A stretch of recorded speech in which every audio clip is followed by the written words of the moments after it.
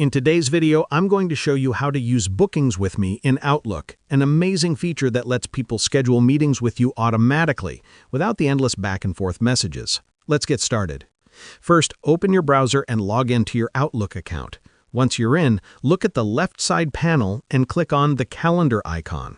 This will take you to your main calendar dashboard. At the top, you'll find an option called Create Bookings Page or Bookings with Me depending on your version. Go ahead and click on it. This will open the setup page where you can customize how people book meetings with you. Here, you'll see two types of booking pages, public and private. A public booking page can be shared with anyone, while a private page lets only specific people schedule time with you.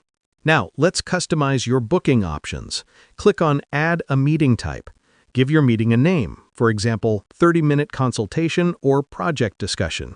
Next, choose the duration and decide whether the meeting will be held online through Teams or in person. You can also set availability. This allows you to choose which days and times people are allowed to book appointments. You can even limit how many bookings you accept per day. Once you're done setting everything up, click Save. Your meeting type is now active. Now look at the top of the page, you'll see a Share button. Click on it to copy your personal booking link. This link is what you'll share with clients, colleagues, or anyone who needs to schedule time with you. Whenever someone opens your link, they will see your available time slots. All they have to do is choose a time, enter their details, and book the meeting.